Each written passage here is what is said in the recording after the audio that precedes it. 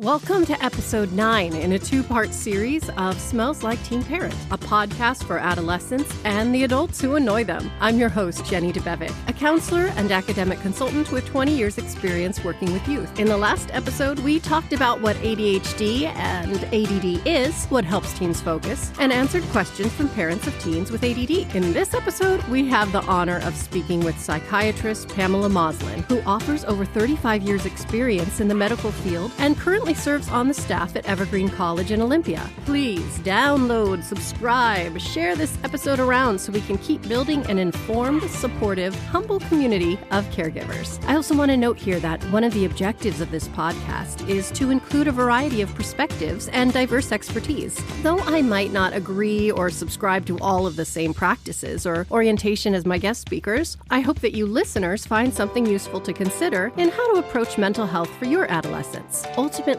mental health is complex, requiring us to do the research or have someone we trust do it for us, think critically about what we are learning, and have honest, compassionate discussions with those who will be most affected, our children. If you have questions or you'd like to provide feedback, please email smellsliketeenparent@gmail.com. This episode is brought to you by Phil's Coffee. From its first day 25 years ago in San Francisco, Phil's made his first perfect cup of coffee. Now, adults everywhere can experience the quality and care, warmth and connection of his variety of brews. Phil's Coffee is love served in a cup.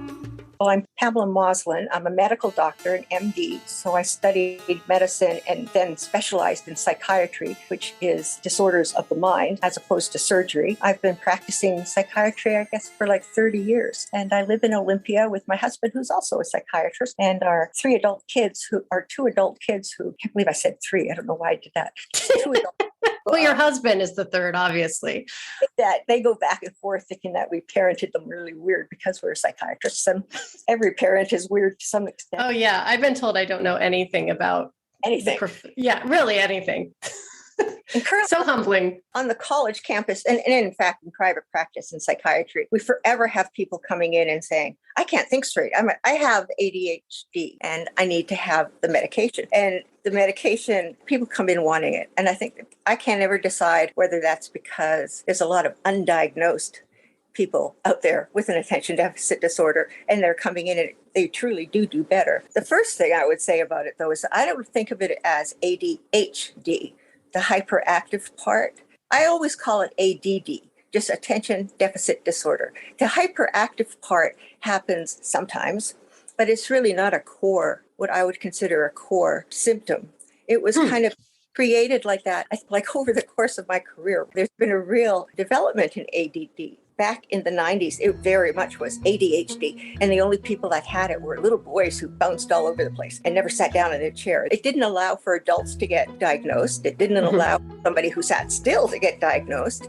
And it labeled everybody who came in and complained about it as a drug addict, right? And then somewhere in the 2000s, before 2010, they began to think that, there are adults out there who come in who weren't diagnosed before 12, before 7. Now in 2022, the attention deficit disorders are really understood kind of more broadly. And if it continues to improve, it's going to continue really changing. But right now where we stand is that there is an attention deficit. The attention deficit disorder is a cognitive thing, not necessarily jittery, hyperactive thing. It's a cognitive thing. But you do have this, there's kind of like 3 populations. There's the population that bounces all over the place. The teachers say, wow, look at that kid. He's never sits down, he never shuts up. That kid gets picked out really quickly. There's another population who's silent, and that's usually the little girls. They're too kind of scrambled in their heads. They don't ever talk. And that one never gets picked out because that's the little girl sitting in the back who's never making trouble and never raises her hand. And you're just like good, let's leave her alone. But she doesn't get picked up and diagnosed. And there's actually more recently, within the last 5 years, there's been one that's kind of called sluggish. And people who, they're not depressed, but they have no energy. It's like their executive function, their ability to initiate activity is just sluggish. finish. They can't do it and they can't think. So we see it in the symptoms very easily with some students when we're seeing that like hyperactivity and attention-seeking behavior. But how do we recognize it in other kids who might be that sort of quiet or maybe a little distracted, but just unengaged in their learning? Even in the kids that bounce around, there's a whole differential of what it could be. It could just be they have an oppositional disorder, or they're just not able to sit still, or they want attention. But what we look for is actually it's a cognitive disorder. So what it's called. It's an executive function disorder, and that's what it is. And the prefrontal cortex is right here behind your forehead, and it's the newest part of the brain. And other animals actually don't usually have a prefrontal cortex. It's where we're able to think. And so our executive functions come from there. So the executive functions, when I talk to somebody who comes in and says, I need to get some Adderall, I always want to find out if they're able to understand what they're supposed to do. So since I'm in a college, I ask them if they have homework. Do they understand what their homework's supposed to be? Yeah, the teacher told us to go home and write a paper about growing mushrooms on an organic farm. And that's good. They now get that. Then are they able to kind of sequentially understand what they need to do next? Are they able to say, so to do that, I need to sit down at my desk and have a book on organic mushrooms and read it, and then kind of begin to write the paper, type it up and get it nice and send it to the professor. And those are all separate steps. So the question then is, are you able to get up and sit down? And somebody with an attention deficit disorder finds just this first step is really difficult. It's the kid who you want to say, oh, he's procrastinating, that they can't kind of get to the point where they can sit down, that's the first step. If somebody can do that and they remember what the project is, that's a good thing. If they're able to sit down, that's another step. They need to be able to do that. They need to be able to sit still and write that paper. They can't keep having a break. If they're motivated, if they're able to initiate activity, that's kind of what we see. If they're able to organize activities, if they're able to participate in the activities, if they go to class and they're able to understand what the teacher's saying and write notes about it, rather than sitting there and looking around and thinking, I can't get this. What's he talking about? It's not so much just they can't focus. When you can't focus, that's what people usually think attention deficit disorder is.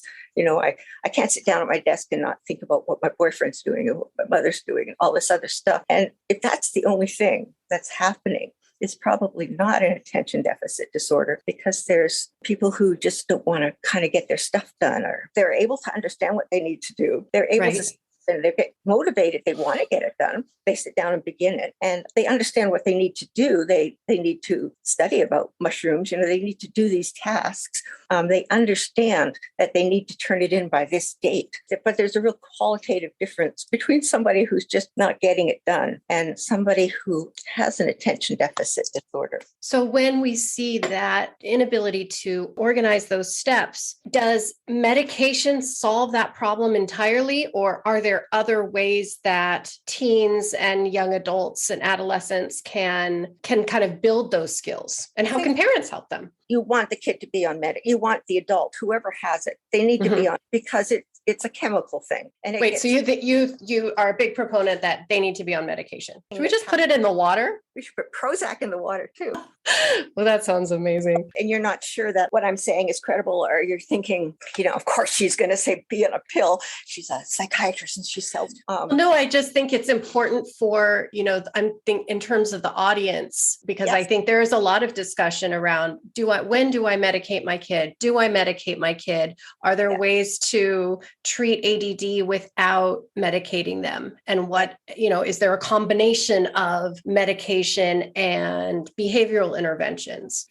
What's the magic combination here? The reluctance to think that it's a chemical thing that can be fixed with a medication. So what it is very much the pathways that we can see actually on brain imaging studies, that it's kind of like, the I-5, it's got a traffic accident and it's not going to get through there. They have to go around the surface streets or something. And that's what we see neurologically in the brain, that the ability of the brain to kind of function in a coordinated manner with the prefrontal lobe is impaired. It's reality. Is medication enough, or are behavioral skills essential too? It's a chemical reality. It's not something that, it's not an attitude or habit or something. And so what the medication does is that it improves different molecules in the brain, and that allows the I-5 accident to get cleared up. And then the messages are sent more cleanly, more effectively to the prefrontal cortex. The medication makes a big difference. How does the stigma around psychiatric medication affect the way that we address mental illness? There's a stigma of psychiatric medications. People think, if you're just sitting there feeling down, why don't you just kind of go to a movie and feel better? You don't need to take a pill for that. It's funny because we wouldn't think twice about getting meds for a disease with clear physical symptoms, right? It's a misunderstanding. It's, psychiatry and the ability to treat this stuff is so new. For all of, the 100,000 years or 10,000 years that people have been dealing with this kind of stuff. And now we're kind of describing different things as far as particular disorders and coming up with actual chemicals that help with treating that. A lot of people think that we're making it up. We, meaning the organized medicine, are coming up with this stuff just out of the air.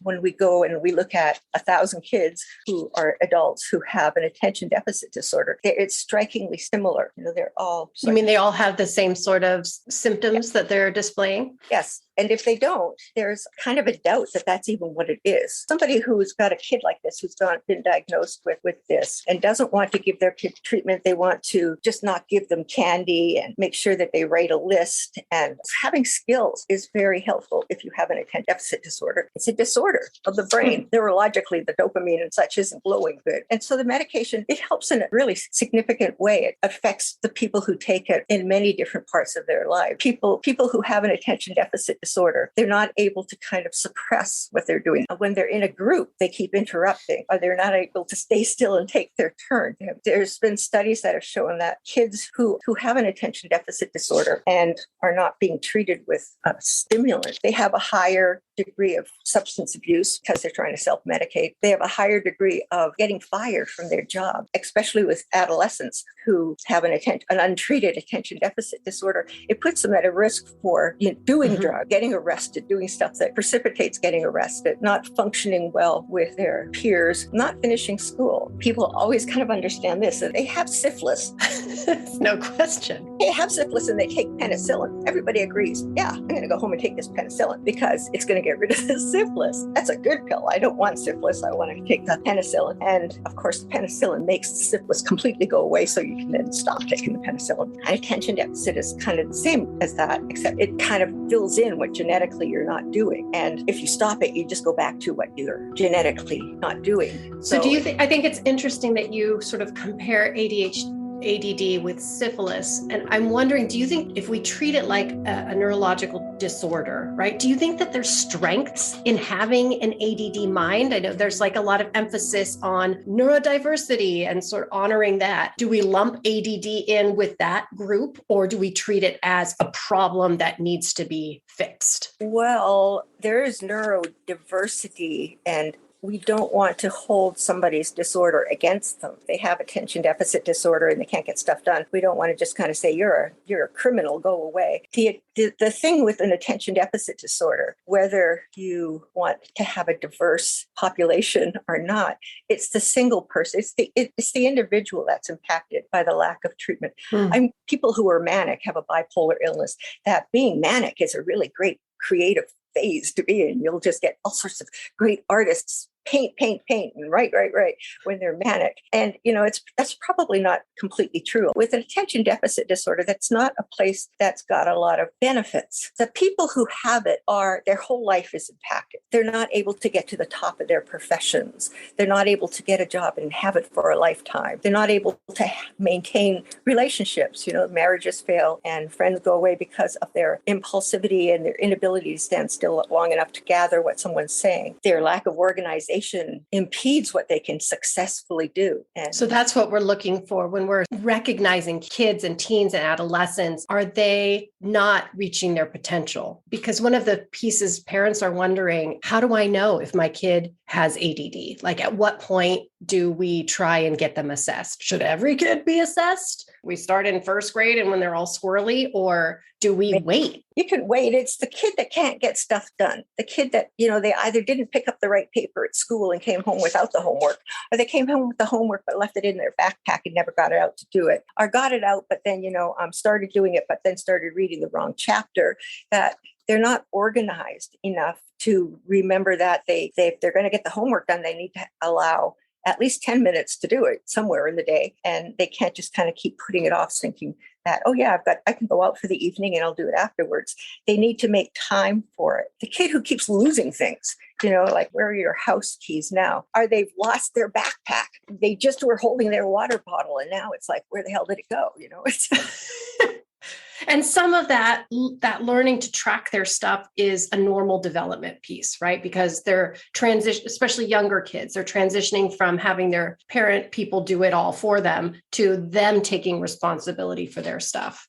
Right. It is a developmental thing. They have to learn to be organized and to remember. The 12-year-old keeps losing things, loses his pencil, loses the homework, comes home without his coat again and again. The child who can finally get the homework home and kind of can begin it, but then doesn't turn it in. They never quite finished it, or they left it at home, or they say, I'll turn it in next week. We lost a year of that sort of social development. I'm just thinking about the younger kids that I work with as a school counselor versus, high school and even early college. So how did COVID affect the presentation of ADD symptoms or set us back in terms of helping adolescents manage impulsivity, inattention, and hyperactivity? But you see it to a degree in all of the kids. It's the person who is it really stands out a little bit.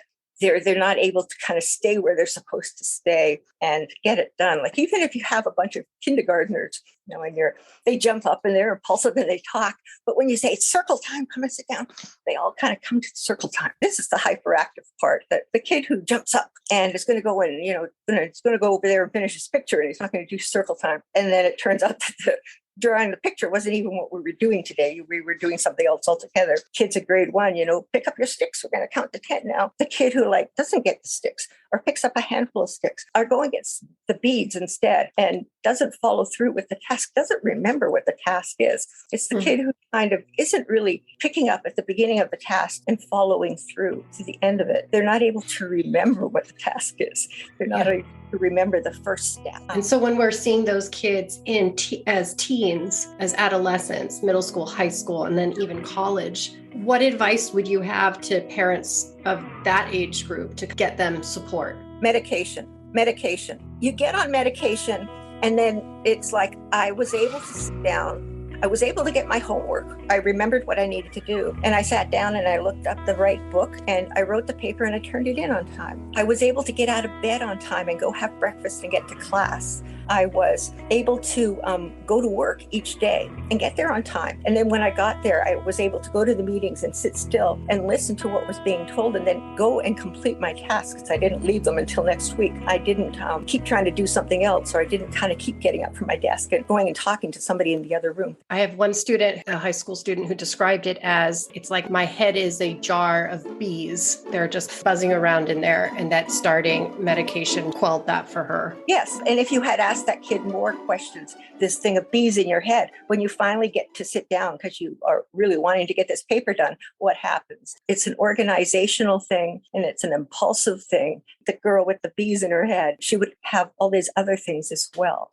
Why do you think parents and society to a certain degree is so hesitant to embrace medication as that fix-all? With psychiatry especially, it's very hard for people to kind of wrap their head around the fact that the brain, it works like a big engine, that there can be specific things that are wrong with it that can be fixed. Psychiatric moods and behaviors and anxiety and concentration can actually be treated with a chemical. People sometimes believe that they're not real, They always say it's in your head, which I think is hilarious because the feeling that the pills are going to damage them somehow. My kid's going to take this Adderall and it's going to give them heart disease or brain disease or make them not sleep forever or lose all sorts of weight. And so they want to just not do it at all without recognizing that the symptoms arise from a very specific disorder that the medications address. The medication, taking some Adderall, for instance, you're taking a bunch of dopamine, and that kind of clears up the traffic jam on I-5 and allows ability to think and organize in the brain, to function, finally to flow, to become cohesed and organized, as opposed to kind of just fizzling and being like a bunch of bees.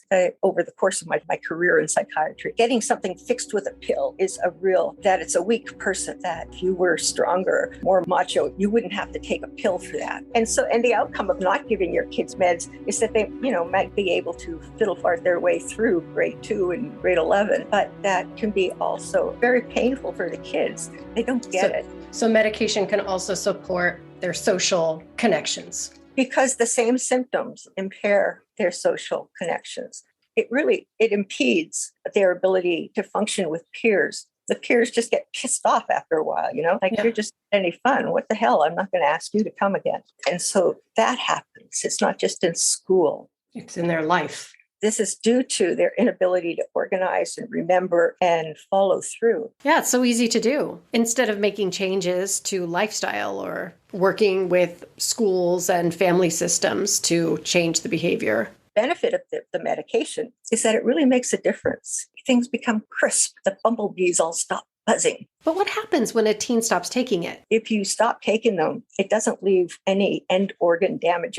Your body doesn't remember. As soon as it's out of the system, your body doesn't remember it ever took it. Lots of parents have concerns about overdose. Can a person overdose on ADD meds? Guess if you took an overdose, if you took too much of it, you'd be really buzzed and sped up. Dr. Moslin, I got to say, one big reason that parents don't want their kids on ADD meds is because of the significant side effects. Can you say more about that? There are some side effects, and there's side effects to everything. There's side effects to Tylenol, and the side effects from Tylenol are actually kind of worse than the side effects from Adderall. There's a risk of a child who's taking Adderall that their sleep will be disturbed and they won't be able to sleep. And that does happen. It happens so rarely that usually what happens is that we treat not sleeping rather than take away the Adderall. We just give them a sleeping pill of some sort, or that the kid won't eat. Eating becomes a problem, and the child actually falls off of the growth curve. And that's more concerning, that probably the Adderall would be stopped and switched to something else. So most kids don't have that. Most adults don't have, although it's risk. There is a risk. There's a risk. But what I hear you saying pretty clearly is that the benefits way outweigh the risks. Oh, they do. And there's such a difference. Well, and Pamela, I'm aware of our time. I could just talk to you all day long. Thank you.